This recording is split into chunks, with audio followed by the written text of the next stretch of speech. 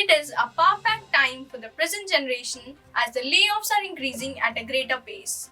Being the aspirants of seeking jobs in the IT sector, we all have arousing questions in our minds about what our future will be.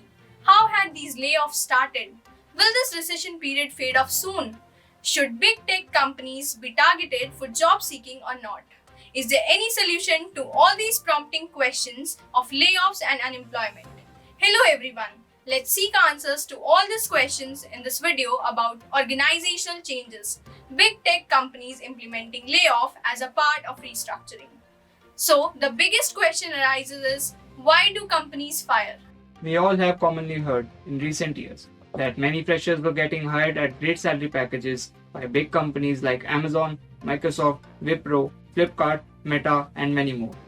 These pieces of news cheered the people around the world and created hype among them to get hired in technological private sectors. In this time of increasing excitements, there came a disastrous halt in the lives of multiple employees who were peacefully working in their settled job career. The renowned company Uber laid off around 6,000 of its employees, which constitute about 25% of their total workforce, in May 2020, which is marked as the month of COVID outbreak in India. The main reason behind this was that the company was closing dozens of offices around the world and was shutting down many of its side projects, affecting a large portion of society in all the aspects which include financial, emotional, and psychological aspects. Multiple companies had joined this culture of mass layoffs and announced thousands of job cuts due to adverse economic conditions. At the Google for India meeting in New Delhi a few months ago, the Google CEO discussed artificial intelligence, job development, and Indian statistics. There was no mention or indication that the company intended to fire 12,000 employees in the coming year. Yet, layoffs actually happened, startling the whole IT sector. Microsoft CEO Satya Nadella confirmed the loss of 10,000 jobs in an email, joining Google in doing so. The number of persons affected increased after Amazon sacked 18,000 workers. Meta, the parent company of Facebook, recently let go of 11,000 workers. 7,000 employees, or approximately 10%, were cut from Salesforce rules. To combat the downturn in the economy, networking giant Cisco laid off 4,000 workers. Even Elon Musk fired 3,700 employees at Twitter after buying the microblogging website. CEOs of major organizations including Satya Nadella and Mark Zuckerberg have provided a variety of explanations for their dismissals. Mr. Pichai attributed the company's unsustainable mass hirings to the extraordinary growth in the epidemic years. The company took the drastic decision to cut the cost for its clients, said the CEO of Amazon. Mark Zuckerberg blamed the recession, increasing competition, and a decline in ad revenue. Microsoft claims that during the pandemic, customers increased their digital spending and are now optimizing it. India has been affected by the layoff epidemic, with some businesses resorting to terminations. The CEO of Tech Mahindra claimed in an interview with India Today News that not only Microsoft but many more tech companies had been in news regarding layoff from recent days.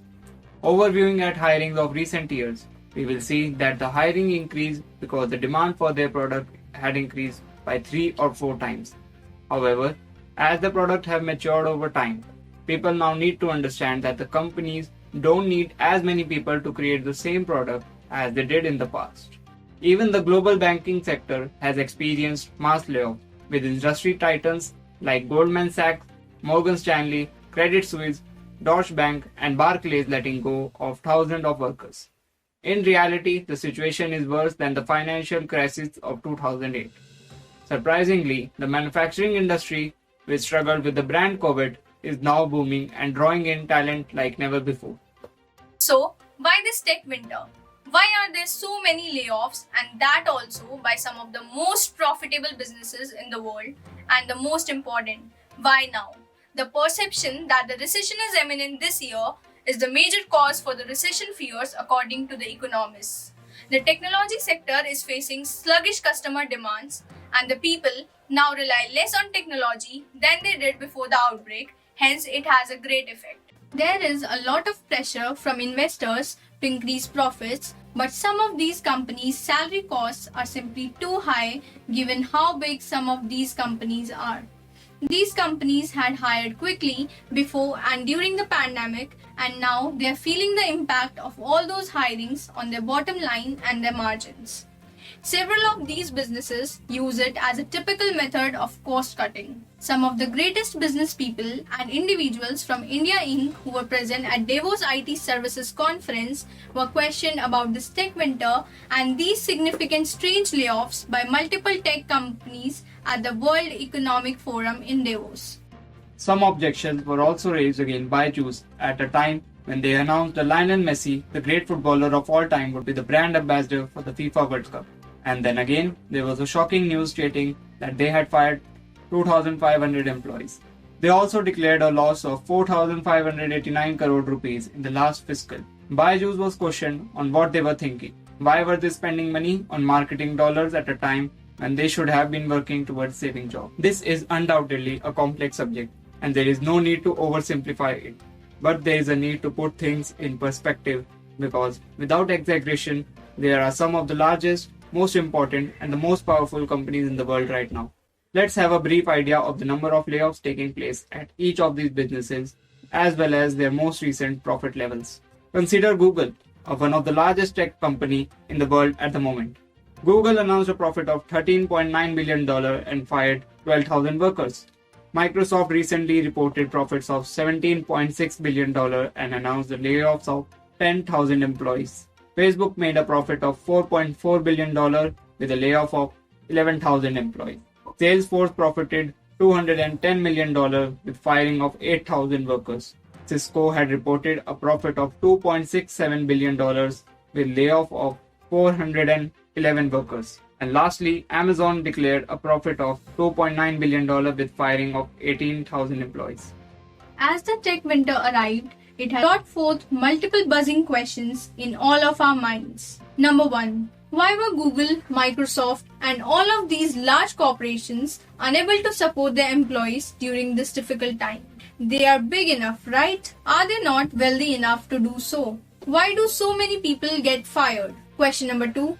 Why not reskill staff instead of terminating them if artificial intelligence, the latest industrial buzzword from the computer world, is a developing field? Number 3. Will these same tech companies need to hire en masse again if AI, artificial intelligence, becomes the next great thing? Then, why so many individuals being fired? Number 4. Could the industry's tech winter of layoffs turn into a full-blown blizzard? Do thousands of people plan to lose their jobs in the upcoming days, weeks, and months? Number 5. Have tech companies somehow misled the public about the breadth and depth of their capabilities? Has their miscalculation been so severe that it is ultimately the most exposed of them all? It's always easy to let loose when it's their staff who have to face the price of poor choices rather than management, stakeholders, or investors. While that is a feature of capitalism, it is currently experiencing a severe downturn, which is why we are referring to it as tech winter. But the most important, what is the cause of the present situation? Increased inflation or the spike in inflation is one factor in this. This has significantly grown. There are several causes for it, but the conflict between Ukraine and Russia is one of the decisive ones.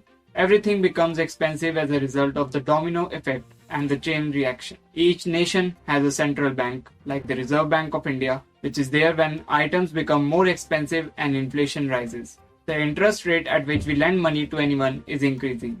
So as a result, capital cost increases, which means it will be expensive if we borrow money from anyone. Our ability to buy less as a result. Since the economy is now global, we are therefore affected by major events anywhere they occur. Today, India is where the majority of US software development takes place. Therefore, if it's a large US corporation, it has a branch in India focused on technology. In the COVID pandemic, due to everyone's online presence and their online purchases of both food and clothing, businesses were forced to hire workers. They anticipated more expansion, and the hirings taking place were planned with an eye on the need for them in 6 months. As a result of the additional employees they hired or changes they made, they had to fire some of them because of the recession. Many startups are actively considering rolling out 15 to 25% average hikes, with the top performers getting more as they face mounting challenges of attracting and retaining employees. The good times are likely to make a comeback for majority of employees in Indian startups because they are expected to get better salary hikes, the biggest pay packet raise in 4-5 years, during the upcoming appraisals in 2023. Experts are of the view that average hikes are likely to be in the range of 12 to 15% and amongst the highest across sectors, spurred by robust growth, record investment, and new age companies that want to retain top tech talent. We see tech-based early-stage companies improving their pay this year. We expect it to go back to 4-5 years ago when the average increment in this sector was tuned 12 to 15%. These lines were said by Anand Roop Ghosh, partner at consultancy from Deloitte India. Thousands of jobs have been lost in India alone, but India's blooming startup ecosystem is hungry for fresh talent and is now becoming a beacon hope for many. Ms. Acharya has been a technical program manager at Microsoft in the US for more than 5 years. Her words were heartbroken. She was harmed by the Microsoft most recent round of layoffs. She needed a few days to adjust to this information, but she is now back to the grind. Since she was on H-1B, time is running out for her to find employment. The Immigration and Nationality Act's H-1B visa program enables businesses and other employers in the US to temporarily hire foreign employees for designated vocations. The 3-year temporary visa is valid. After leaving their previous job or going unemployed for 60 days, the person must start a new job. Ms. Acharya pleaded for fresh work openings and offered assistance to anyone else in a like circumstance. You have my sympathy, hold on, and this too will pass, she advised.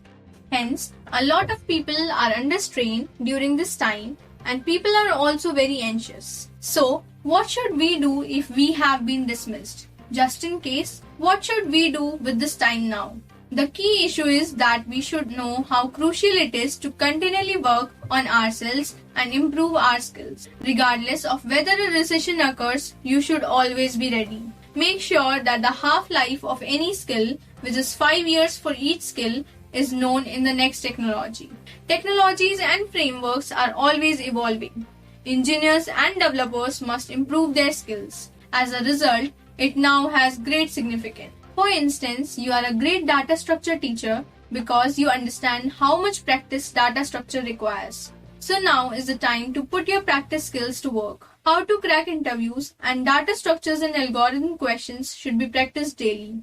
Refresh and refine your concepts. Be certain that your resume is current so that you will seize the following chance as soon as it presents itself. You should not stress over it. There will undoubtedly be something that surfaces, if not today, then perhaps a week or a month from now. Many people are unsure whether the next employer will inquire about their reasons for termination before hiring them or whether it will have any effect on them. No, in no way. Companies are aware that this is not a performance-based firing in each of these scenarios. This firing was carried out as a cost-saving measure. Thanks for watching. Stay tuned for more JMIT reports.